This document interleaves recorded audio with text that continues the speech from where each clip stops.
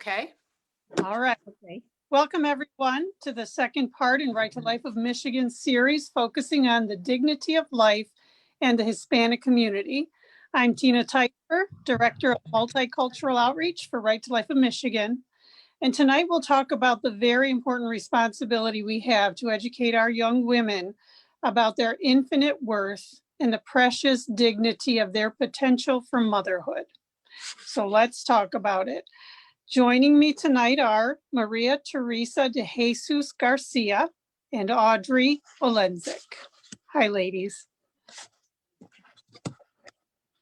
Good evening.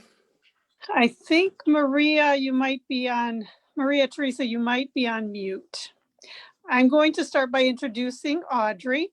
Audrey Olenzik was born and raised in Detroit, Michigan. Being brought up with the value of integration and embracing living in a culturally diverse community were instrumental in the formation of her social consciousness of valuing life of all people. Her pro-life interest began with the HHS mandate that forced Catholic institutions to provide contraceptive and abortion coverage in their insurance offered to employees. Though Audrey was not a Catholic at the time, this was to become the spark that started her passion for life issues and her conversion to the Catholic Church. Attending a Life as a Gift conference in 2013 led her to join the Hispanic Leadership Committee of Right to Life of Michigan that same year. Audrey has given pro-life talks at various venues within the Hispanic community to educate young and old, male and female, about the truth of abortion and the devastation that it brings. Audrey has been married to her husband, Rick, for 28 years and has 2 teenage daughters. They reside in Farmington Hills, Michigan. Welcome, Audrey. Thank you. Good evening, everyone. It's a pleasure to be here. And we also have Maria Theresa de Jesus Garcia. She is originally from San Luis Potosi, Mexico, and is the second of 6 children. She is a Catholic wife and mother of 2 young adults. She has lived in the United States since the age of 20. Maria Theresa and her husband are part of the Retrovi ministry, focused on helping marriages in conflict.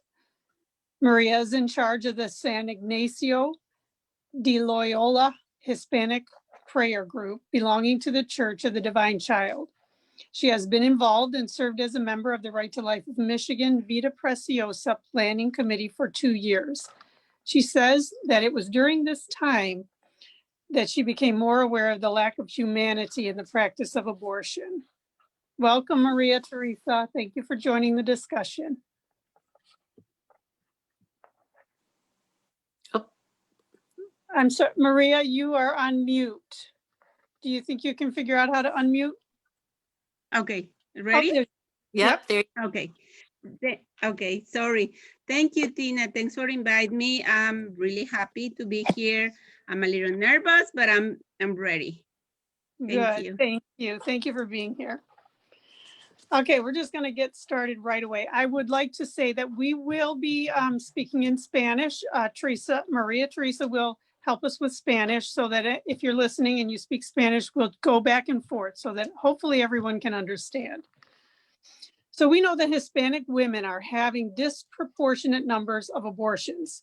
25% of all abortions are being performed on Hispanic women, but they represent only 17.8% of the female population. Ladies, what are your thoughts about why this is the reality? Maria Theresa, do you want to start by asking the question in Spanish? Sí. Sabemos que las mujeres hispanas están teniendo un número desproporcionado de abortos. El 25% de todos los abortos se realizan en mujeres hispanas, pero representan el 17.8% de la población femenina. ¿Cuáles son nuestros pensamientos acerca de por qué es esta realidad? Bueno, contestando en español, es una realidad muy fuerte. Realmente era algo que yo desconocía y que es doloroso el darnos cuenta que la comunidad hispana sigue ignorando a gran parte de este problema. Okay, now in English, this is a very strong and very painful reality. And the worst of all is the Hispanic community still ignore much of this problem. Audrey? Well, Thank you.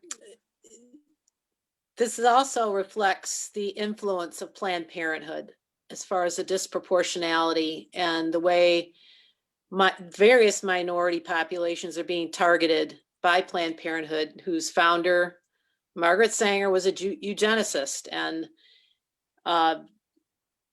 basically, if you weren't white and perfect, you shouldn't even be able to live. And then there's certain white people that probably shouldn't be able to live either. So this is a horrible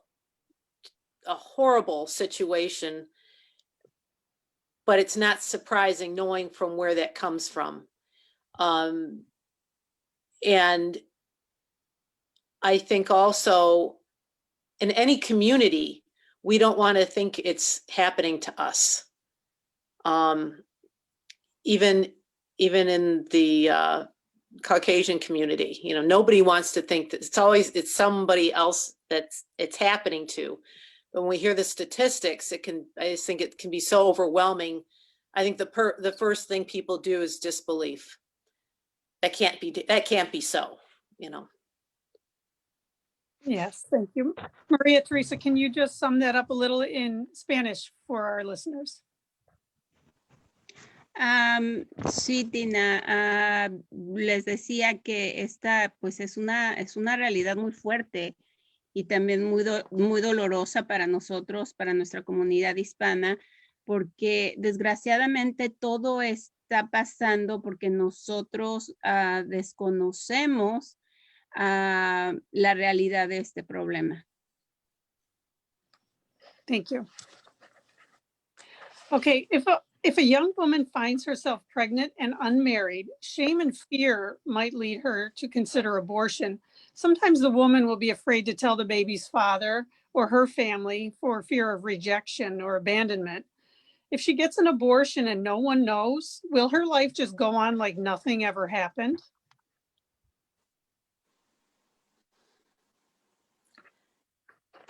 Absolutely not. I'm sorry, Maria, could you ask the question in Spanish, please? Sí. Si una mujer una mujer joven se encuentra embarazada y no está casada, la vergüenza y el miedo pueden llevarla a considerar el aborto. A veces la mujer tendrá miedo de decírselo al padre del bebé o a su familia por temor al rechazo. Si tiene un aborto y nadie lo sabe, ¿seguirá como si nada hubiera pasado? Okay, Audrey? So that's the lie that's been fed to so many women, that it's just like as simple as getting a tooth pulled and you can go back to work and everything is fine. But the reality is that is the absolute opposite. The reality of depression, drug abuse, alcoholism, suicide, even homicide is very high with women who are post-abortive.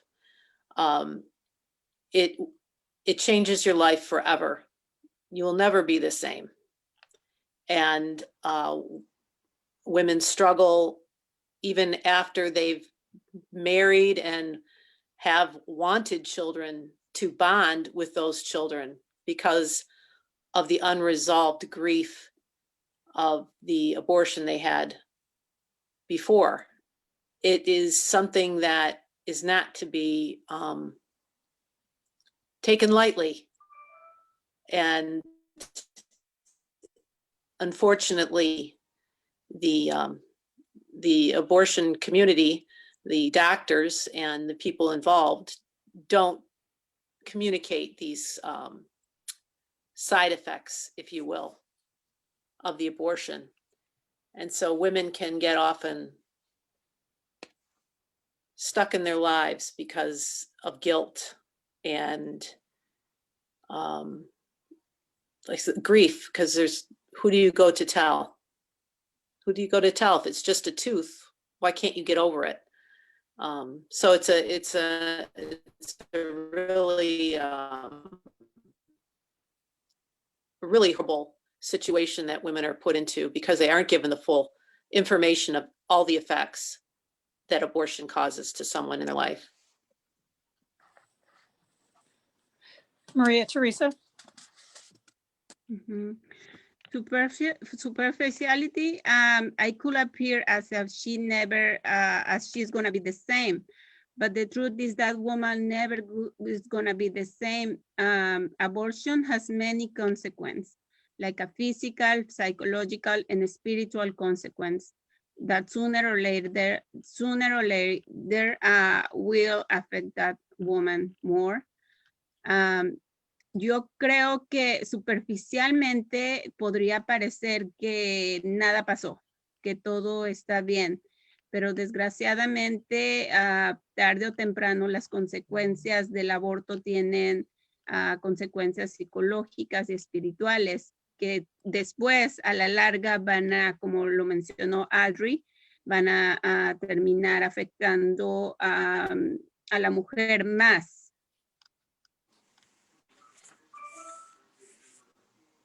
Thank you. So those who advocate for abortion use the word choice. Choice is often equal to power. Isn't the time to choose before beginning a sexual relationship prior to marriage? Doesn't a girl have the power to choose her own destiny by remaining pure? Ok, la pregunta en español es, quienes abogan por el aborto usan la palabra elección. La elección a menudo equivale a poder.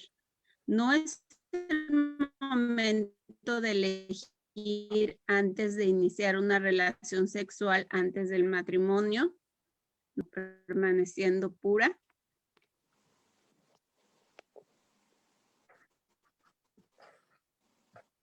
Audrey? Yes, that is absolutely when you have the power.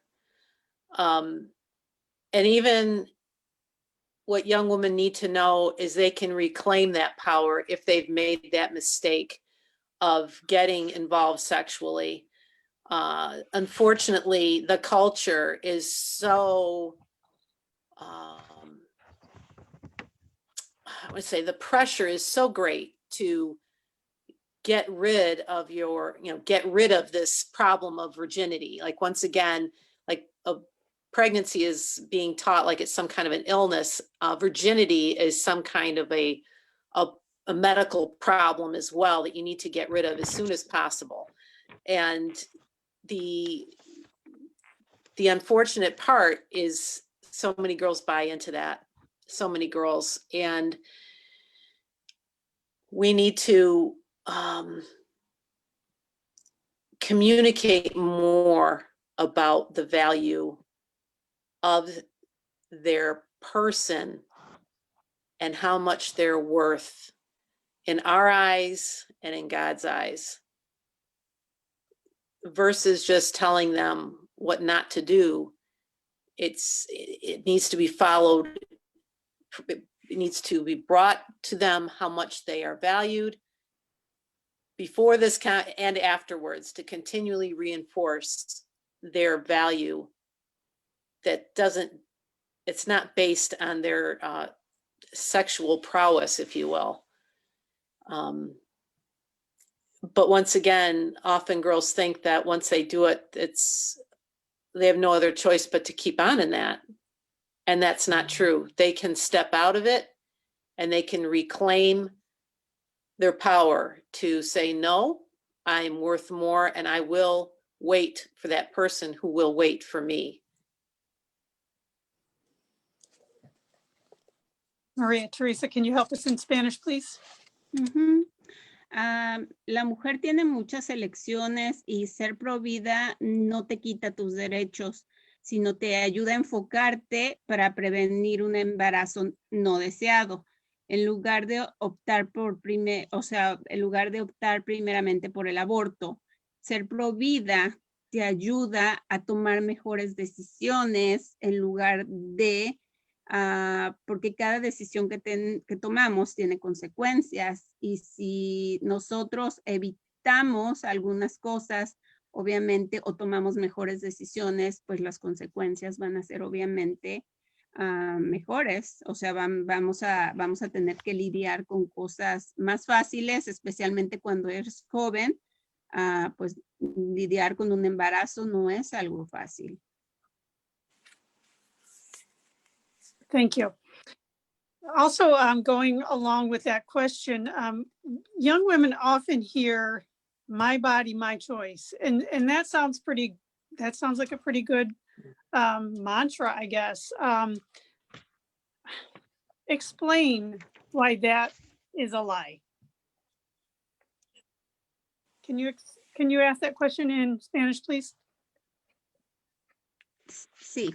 A ver, permíteme, es que las tengo aquí. I went back to the first page, bottom.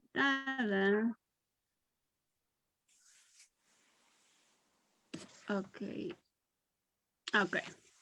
A menudo escuchamos mi cuerpo, mi elección, en lo que respecta a los derechos del aborto.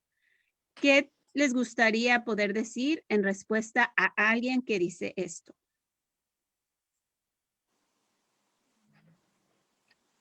You want to answer? Yes. Pues este tipo de pensamientos es equivocado, porque al estar embarazada, tú ya llevas otro ser vivo dentro de ti, y también tu decisión no solamente te va a afectar a ti, sino que va a afectar también a ese bebé que llevas dentro del vientre. Y pues no es una mentira. Se podría decir que a veces te venden una verdad, pero no lo es una mentira escondida. Y muchas veces las muchachas las jóvenes piensan que en realidad solamente se están afectando ellas, pero va a haber otro ser humano que va a ser afectado. Audrey, why is "my body, my choice" a lie? Because there's two bodies. Actually, there's three bodies. There's the father, the mother, and the baby. And there might be more than one baby there. The truth of the matter is the baby is a completely separate being at conception with its own genetics. And the idea that somehow this is a parasite relationship, if that was the truth, a lot of times the hosts die when there's a parasite, and that's not the natural pregnancy.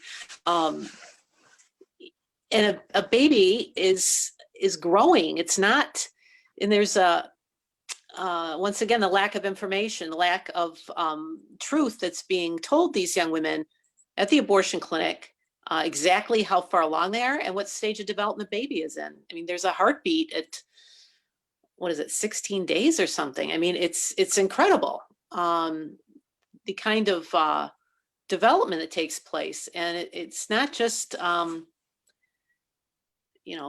mole that needs removing. This is a living human life from the moment of conception. All it needs is time and nutrition, just like all of us, in order to grow and develop fully. Right. Thank you. Maria Theresa, in your work with couples in the RetroVi program, have you seen evidence that impurity and abortions are destructive to future marriages? Ok, la pregunta es, En tu trabajo con parejas del programa de Retrobay, ¿has visto evidencia de que la impureza y los abortos son destructivos para futuros matrimonios? And my answer is definitely yes.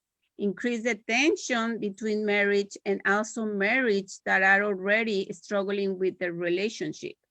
En español sería definitivamente esto aumenta la tensión entre futuros matrimonios y también matrimonios que ya están batallando en su relación. Es totalmente cierto que todo esto de el aborto puede afectar más a los matrimonios y a las familias. Mhm. Okay. You want to answer one, Audrey? I'm in complete agreement. The idea that we're just there's just nothing bonding about this, sexual intercourse is just, it's completely contrary to the truth. I mean,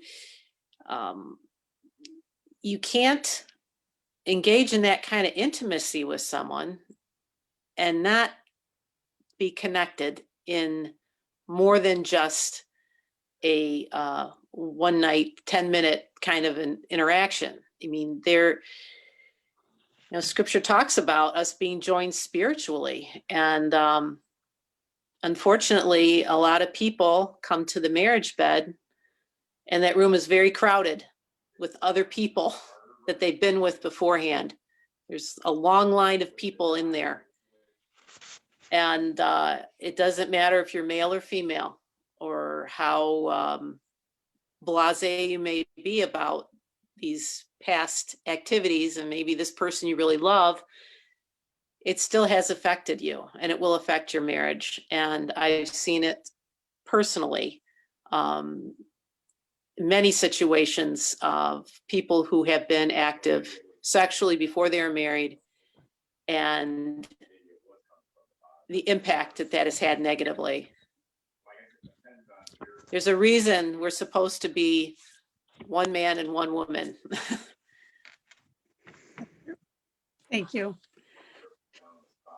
So many young Hispanic women have dreams of education and career goals, just like all young women. Is it possible for a woman to attain her goals even after giving life to an unexpected baby?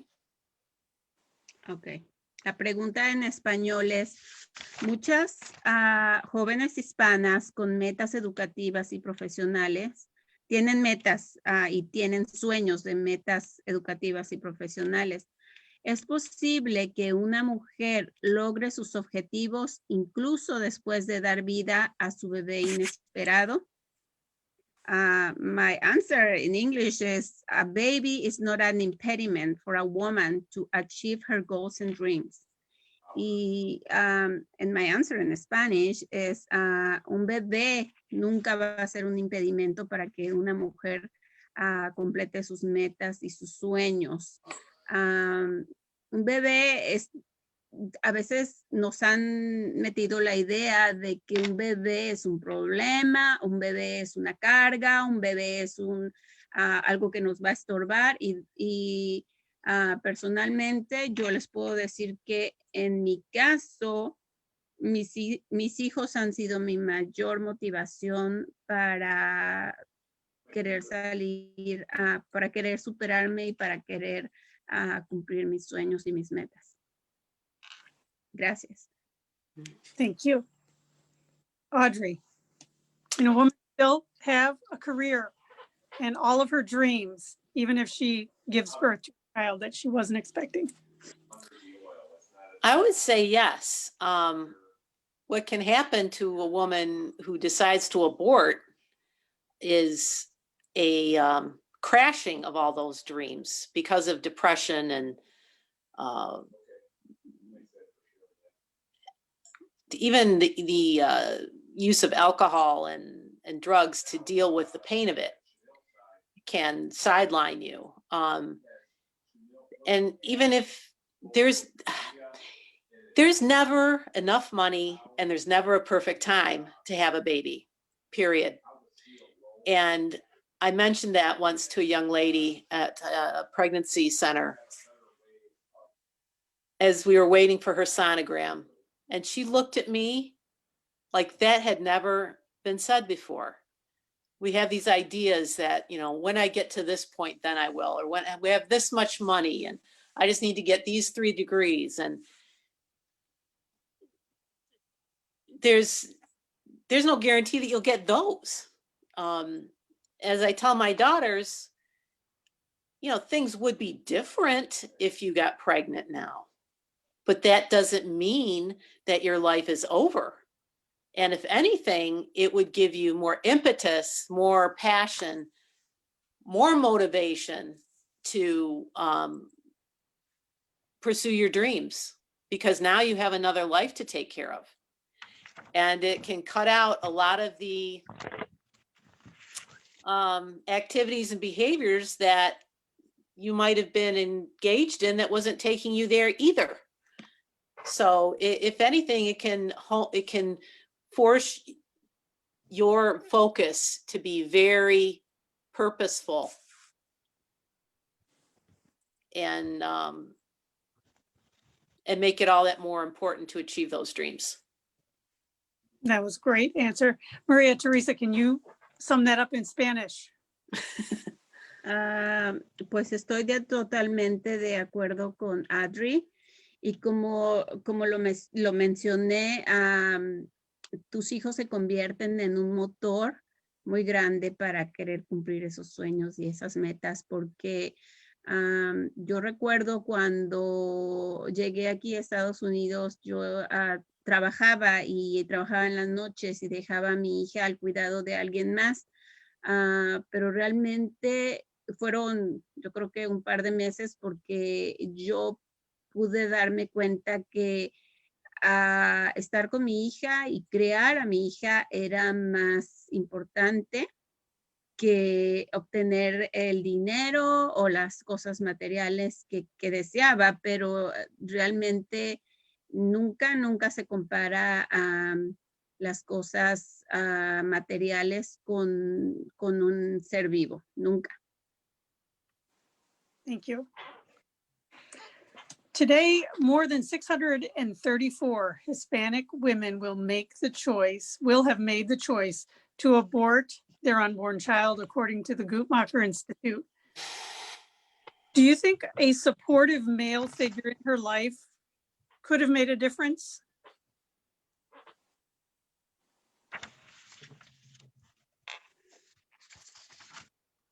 Maria Teresa, can you say You the want me question, to repeat it? please?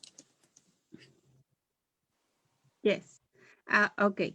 Hoy más de 634 mujeres hispanas tomarán la decisión de abortar a su hijo por nacer, según el Instituto Guttmacher. ¿Podría una figura masculina solidaria hacer una diferencia, solidaria en su vida y marcar una diferencia? And my answer, Tina, to that is yes. Definitivamente siempre hace una gran diferencia cuando hay un hombre que muestra apoyo y responsabilidad. Y no siempre tiene que ser el papá del bebé, también a veces el abuelo o los hermanos. Siempre una mujer se siente con más apoyo cuando no está sola. One thing that I want to point out is, just like women hear "my body, my choice," and that becomes truth to them somehow because they hear it so much, the young men seem to hear that what they're supposed to say is, if they become fathers unexpectedly, they're supposed to say to their girlfriend or the woman, I will support you. It's your decision and I'll support you whatever you decide. And we know that's the wrong thing. That is the absolute wrong thing to say. They need to say, we can do this together. Mhm. Yeah, Yes. Exactly. Yes. yeah, it's true. Can you say it in Spanish for us, When, Maria? Oh, go ahead, Audrey. I was just gonna say that sends the message that she's alone. And they may not be intending it, but they are abdicating their role. And it does affect the men.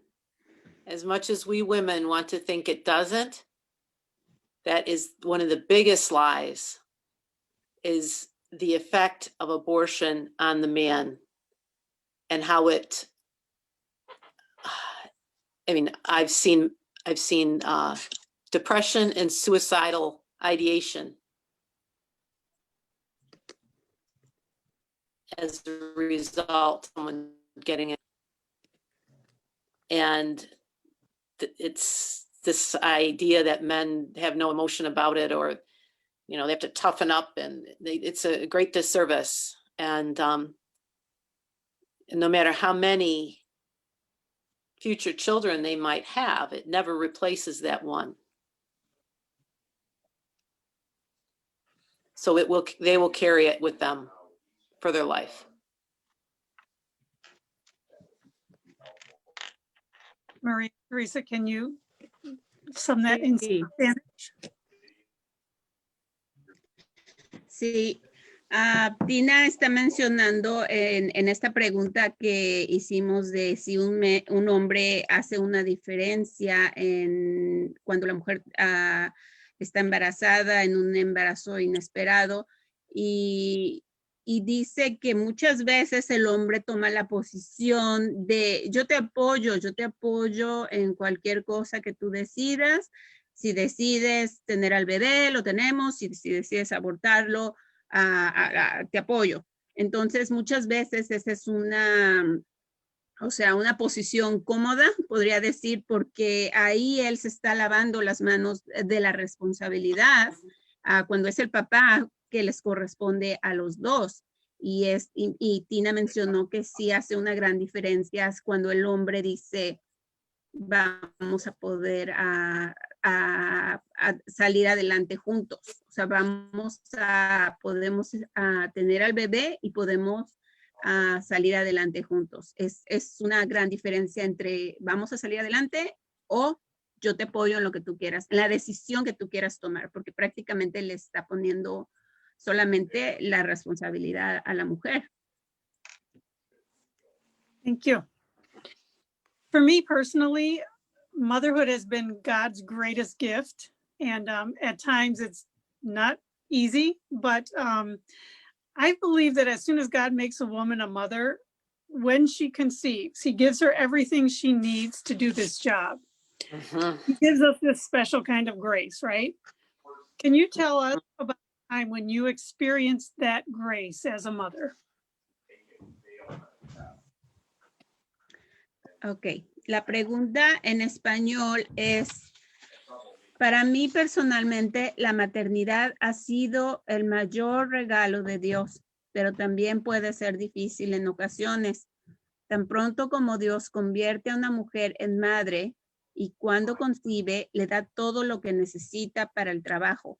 Nos da una clase de gracia especial porque puede hablarnos en un momento en el que, y si nosotros podemos compartir un momento en el que experimentamos este tipo de gracia como madres. Audrey, you want to go first? There's so many times, even just from the birth of, I think about my second daughter,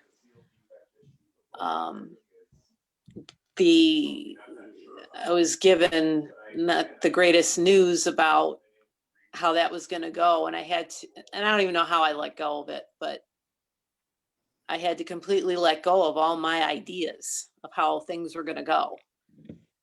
And somehow in that time of letting go, I was told I was going to have to get an induction, and anyway, that the baby came. And I had a dream where this small child came. At first I thought it was my other daughter, but this small child came and spoke to the baby and said, "It's time." And the baby jumped. And not just in my dream, it really jumped. And my labor started, and my first child, it took about 36 hours to get her into this world. And this one was just 4 hours. And everything that happened, I mean, I saw his hand in it. And like you mentioned, in those hard times, it's really important to remember the times when God's hand was so much on and in the situation, and to trust that and to let go of my ideas. Teenage years are very difficult, and we've had some very big trials that I would never have imagined ever happening. I'm that person who says, it's not in my house, it's somewhere else. And, that I'm still upright is the Lord's doing. And the resources he's brought to me and my husband and my daughters, it is truly his hand. And that's what we also need to communicate to women who may be finding themselves in an unexpected pregnancy, is that you don't have to do this alone, and that God will provide, and to be part of that, that resource that God is sending to her, and not just empty words. Everything, I mean, when I needed someone to watch the baby, a lady would, volunteer out of nowhere. And in order for me to make some appointments, and there's so many things that he's done for us and for my daughters. So it's not a me and my body reality. It's a community that comes to help. Thank you. What a beautiful answer. Maria, Theresa. Sí, Tina, yo quisiera compartirles un poquito de mi testimonio personal. Yo empecé a tener relaciones sexualmente activa cuando tenía 18 años y quedé embarazada cuando tenía 20 años. En ese momento, mi novio, que es ahorita mi esposo, y yo peleábamos mucho y estábamos pasando por un mal momento. Entonces no era el momento indicado para que yo quedara embarazada, pero así fue. Entonces, cuando yo me enteré que estaba embarazada, él estuvo un poco dudoso, no sabía lo que teníamos que hacer. Yo no sabía cómo iban a reaccionar mis padres a mi embarazo. Y cuando yo fui en México, estaba en México todavía, cuando fui al doctor, él midió mi bebé y me dijo, tu bebé mide tantos centímetros y tienes 3 semanas de embarazo, y me dejó escuchar el corazón de mi bebé. Y cuando yo escuché el corazón de mi hija, que en ese entonces no sabía que era una niña, yo recuerdo que yo me puse a llorar porque no podía creer que otro corazón chiquito estuviera latiendo dentro de mí. Y yo lloré de la emoción porque era algo bien fuerte que yo sentía en mi corazón, y desde ese momento yo le digo a mi hija que yo la amé desde el momento en que escuché su corazón. Y también recientemente hablaba con una amiga que ella también tuvo a su niña a los 15 años, y ahorita ella no tiene el apoyo del papá de la niña, y sin embargo ella ha hecho un trabajo extraordinario con su niña, y yo no me canso de decírselo porque muchas veces cuando estamos jóvenes creemos que no podemos hacer las cosas, pero esos bebés nos dan la fuerza para hacerlas, como lo dijo Audrey y Tina, que lo mencionaron. Esos bebés son los que nos impulsan a esforzarnos y tratar de ser mejores seres humanos.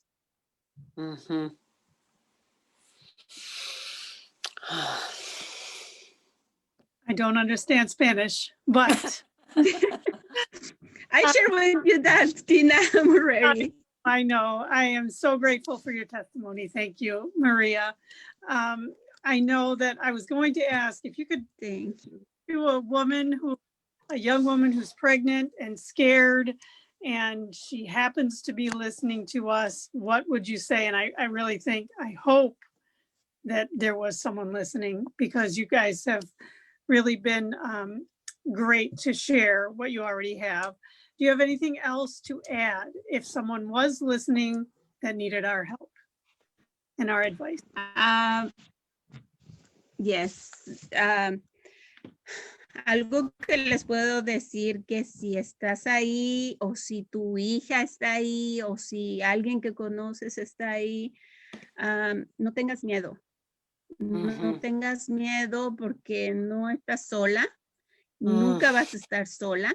No importa si el papá de tu bebé no quiere estar contigo, no importa si tus papás están enojados, no importa, porque nunca vas a estar sola. Siempre hay lugares de ayuda, y no solamente para el aborto, también para los matrimonios, y yo que estuve batallando con un matrimonio que estuvimos en mucho conflicto, gracias a Dios llegó a la ayuda por parte de Retrobite, pero así como llegó hacia mi matrimonio, también hay ayuda para centros de ayuda para mujeres embarazadas. No dudes en buscar ayuda. Si las personas que se supone que te deben de querer y que te deben de apoyar no lo hacen, hay otras manos extendidas para ayudarte. No tengas miedo. Don't be afraid. Yep. To look for help. And I completely agree that you are not alone. You are not alone. And this is an amazing journey that you are going to be on.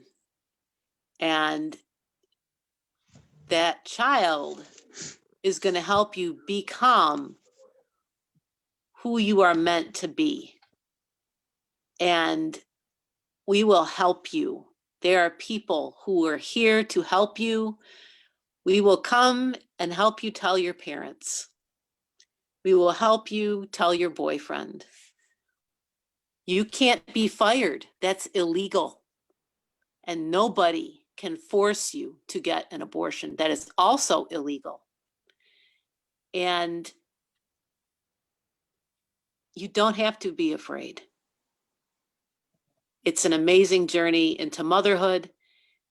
And let me tell you something, you will not regret it. The women who regret are the ones who choose to abort. And you don't want to be numbered among them. Despite recovery, despite forgiveness, there's always that regret. So we will take your hand and we will hold it through the whole course. And if you need somebody to be there at the birth, someone will be there. You do not have to do this alone. That's right. And we have plenty of resources. First, I will give my phone number because if there is someone listening, they can get in contact with these ladies by calling me. And my number is also on the website rtl.org, as in righttolife.org. My number is 313-212-1326. You can send me a text and I will get you in touch with these ladies. Also on our website is a whole list of resources that for pregnancy centers, for post-abortive help, and just anything you could need at rtl.org, and then just find help resources at the top. And these are not just numbers and addresses of pregnancy centers. There are people there that answer the phones and that will do anything that they possibly can to give you the love and support you need. We also have another website called Help in the D, and those are local resources that are beyond just pregnancy care. So if you don't have health care, if you don't have housing, and other things that go beyond just the pregnancy, you can find those resources listed there at Help in the D. So with that, I would just like to thank you ladies so much for sharing your hearts with us tonight. We very much appreciate you. And next week on Tuesday, the 27th, we'll be talking with men. We have 2 Hispanic men who are going to talk to us about the man's place in the pro-life discussion. So please join us then. Thank you, Maria Theresa. Thank you, Audrey. Thank you, Thank you. Tina. Thanks for the invitation. Have a good Good night. night. Good night.